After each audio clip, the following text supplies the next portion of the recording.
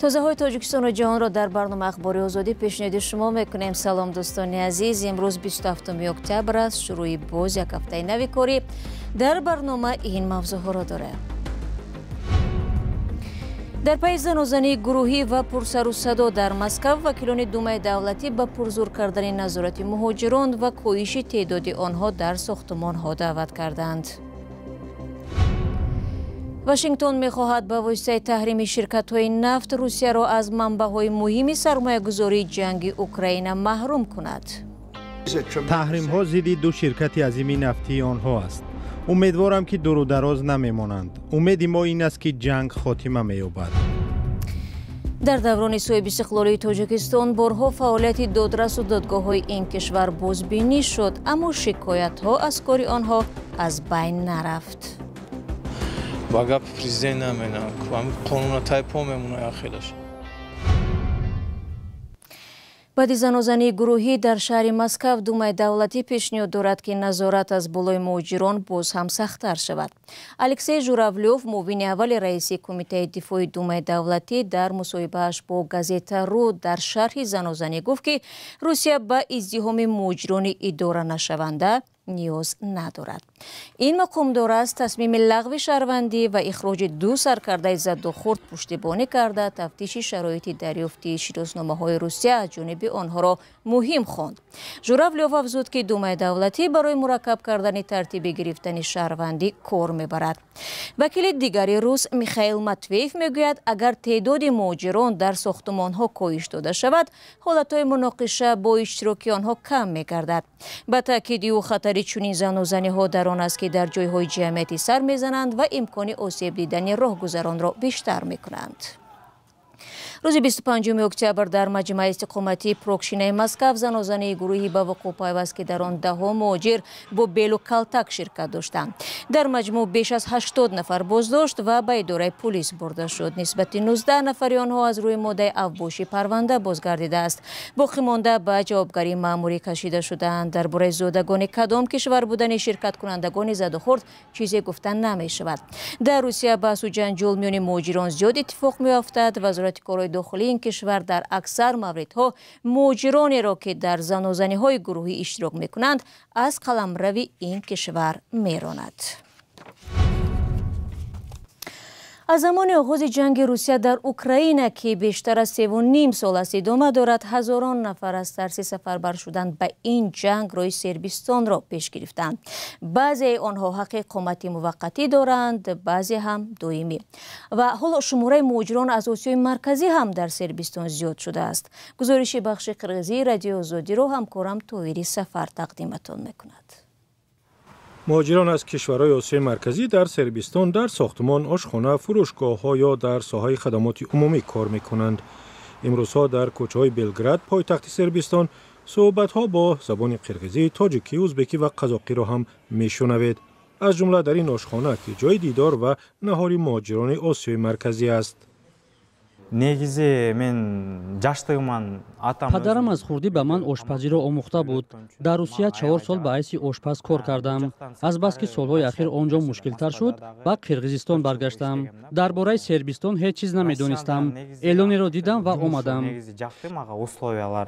بسیاری از مهاجران قرغیز در ساختمان، قهوه‌خانه‌ها یا به حیث پیک یعنی کوریر کار می‌کنند.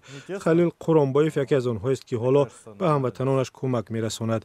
قبلا پیک بود، بعداً با یک دوستش این قهوه‌خانه را باز کرد. ما قهوه‌خانه را تصادفاً آزیا میکس نام نگذاشتیم. اینجا یک دسته فوتبال است که در آن قرغیز، ازبک و قزاق و تاجیکان، عموماً نمایندگان تمام مردم آسیای مرکزی بازی می‌کنند. مردم ما اینجا زیاد شد، ولی جایی که نشسته خوراک ارزان خورند نبود. برای همین ما قهوه‌خانه را باز کردیم. خلیل مثل بسیاری از دیگران قبلا در روسیه کار کرده است. از تفتیش‌های پیوسته، قاعده‌های سخت‌تر و افزایش فشار به مهاجران بیزار شده آنجا را ترک کرد. در بلگراد آرامانه کار میکنید. در روسیه همیشه میترسی که یا کی برای تفتیش سندها میآیند. بعدا اختیاریان پیدا شدند که همراه ماموران پلیس در کوچه‌ها مردم را نگاه می‌داشتند. بعد این من فهمیدم که باید اینجا را ترک کنیم. русия ҳар қадар бузург бошад ҳам вале барои муҳоҷирон зиндагии он ҷо сахт шуд. дар сербистон оромӣ аст. агар қонунро риоя кунӣ, дуруст рафтор кунӣ, касе туро намерасад. маро як бор пулис нигаҳ дошт. Санадҳоямро диданд, меҳрубонона ҷавоб доданд. ҳеҷ фишоре нест. фарқ байни ин ҷо ва русия аз замин то осмон аст. бино ба омори расмӣ музди миёнаи кор дар сербистон баробар ба 1300 евро ҳастааст. ҳама камаш 450 евро, азбаски муҳоҷирон пули нақд мегиранд, музди камтар ба даст меоранд. Со стороны заработка, да также от человека зависит, наверное. даромад ба худи кас вобаста аст. хуб кор кунед, моҳона то 2000 евро баробар ба 200 000 рубли русӣ ба даст меоред. дар русия барои ин пул бояд беистироҳат кор кунед. ин ҷо осонтар аст. агар бемор шудед, ба ҳар шифохона меравед, санадҳоро нишон медиҳед ва шуморо қабул мекунанд. ин ҷо ҳама чиз қонунӣ аст. молиёт меспорӣ, давлат ҳам шароитро барояд фароҳам мекунад. Это все за счет того, что ты платишь налоги из-за этого. шумо барномаи ахбори радиои озодиро тамошо доред. ҳафтаи гузашта Иёлоти Муттаҳидаи Амрико эълон кард, ки ду ширкати азими нафти Русия Роснефт ва Лукойлро мавриди таҳрим қарор медиҳад. ба қавли раҳбарони амрикоӣ, ҳадаф аз ин иқдом қатъи сарчашмаи маблағгузории ҷанги Русия дар Украина мебошад. аммо то куҷо ин таҳрим ба идома ва ё қатъи ҷанг таъсир хоҳад дошт? посухи ин суолро ҳамкорамон Хиромон Бақозода ҷустуҷӯ кард. ҷанги хунини Русия дар Украина асосан аз фурӯши нафту газ сармоягузорӣ мешавад. дар як қарори ахир Иёлоти Муттаҳидаи Амрико, инчунин Бритониё ва Иттиҳоди Аврупо эълон карданд, ки нисбати ду ширкати азими нафтӣ Лукойл ва Роснефт таҳримҳои фарогир ҷорӣ мекунанд. акнун доду гирифт бо ин ду ширкати русӣ барои ниҳодҳои иқтисодии кишварҳои сеюм ҷазо пешбинӣ мекунад. ин аввалин бастаи таҳримҳост, ки президенти Иёлоти Муттаҳидаи Амрико Доналд Трамп дар давраи раёсатҷумҳурии кунуниаш ҷорӣ намуд. бубинед, ин таҳримҳои азим аст, бисёр калон аст. таҳримҳо зидди ду ширкати азими нафтии онҳо аст. умедворам, ки дурудароз намемонанд. умеди мо ин аст, ки ҷанг хотима меёбад.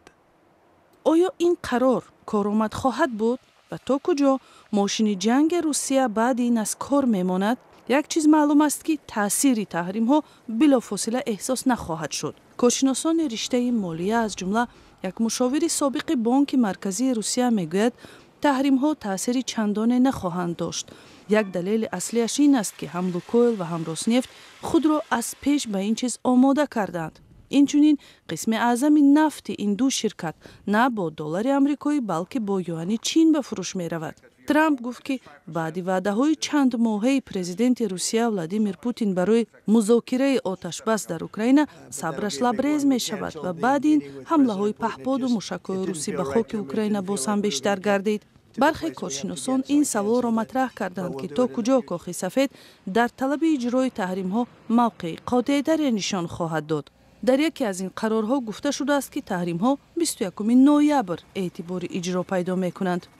инчунин феълан маълум нест, ки оё вазорати молияи амрико воқеан ҳам аз пайи ширкатҳое дар Чину Ҳинд хоҳад шуд ё на, чун муштариёни асосии нафти Русия дар ҳамин кишварҳоянд.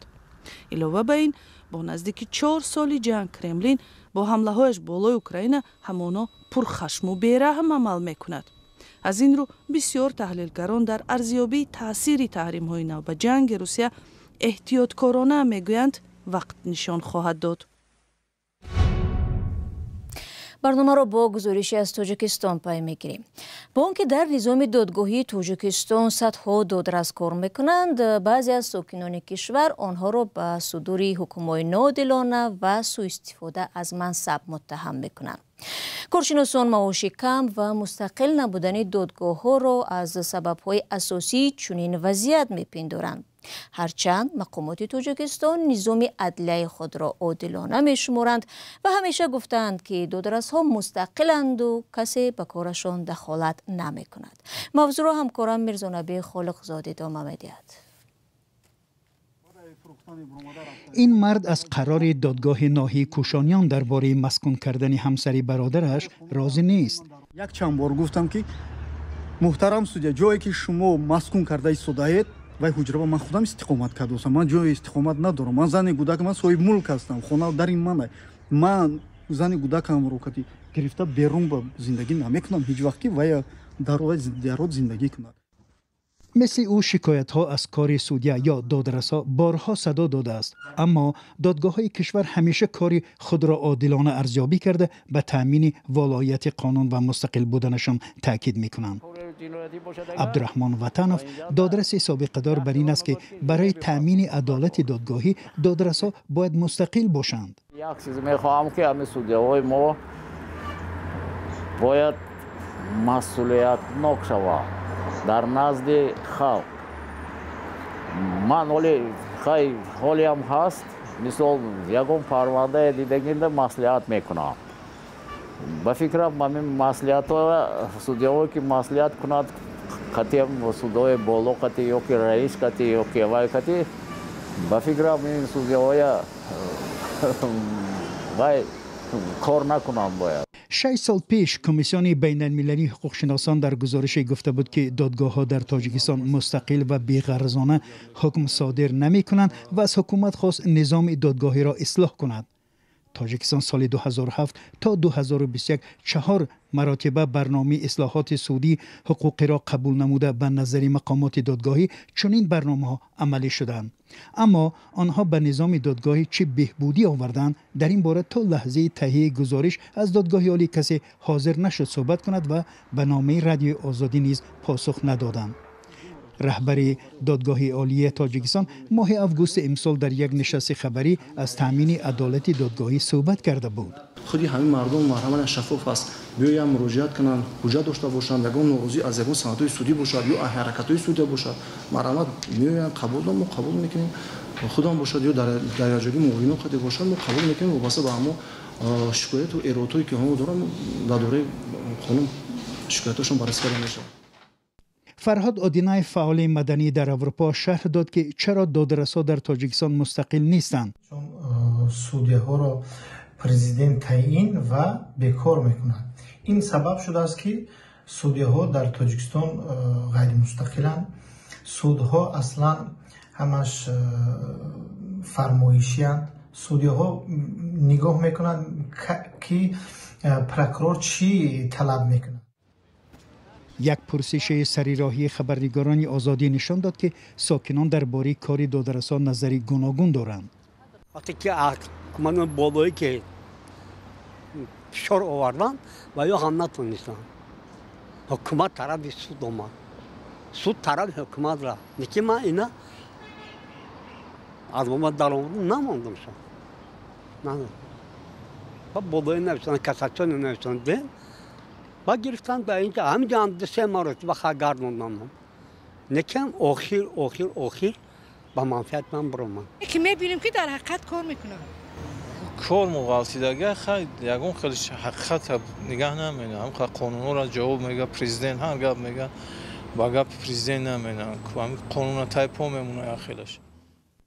دادگاه ها در تاجیکستان در اکثر موارد گمانبران را محکوم میکنند و خیلی کم حکمی به اصطلاح سفید میبرارند. دادرسای تاجیکستان در 6 ماه اول سال گذشته 94,000 پرونده را بررسی کرده یگان حکم سفید نبرآوردند. مقامات دادگاه این را بهتر شدن کار مقامات تفتیشاتی ولی بعضی حقوقشناسان پایبندی دادرسا از دیگر نهاد جانبها ارزیابی میکنند. راه نیافتن نزدیکان گمانبران به مرافعه ها و ناروشن ماندن جزئیات بعضی پرونده های پرسر و صدا هم سالهای اخیر انتقادهایی را در کار نظام دادگاهی کشور به میان گذاشته است. دادرسا نه همیشه چنین وضع را شرح می‌دهند. دوستان مهربان 15 دقیقه که در اختیار داشتیم به پایان رسید. تشکر از یکایک شما که تا اینجای برنامه ما را تماشا کردید. اما اگر خواستید خبر و گزارش از این بیشتر را بخوانید یا تماشا کنید سامانه ما azadi.tj و هم آزادی ویدیو در یوتیوب در خدمت شما عزیزان است. صفحه های دیگری ما در شبکه‌های اجتماعی مثل اینستاگرام، فیسبوک، تلگرام و تیک تاک نیز فعالند. تا برنامه فردا خود را احتیاط کنید عزیزان و خدا نگهبان هر یکتان باشد.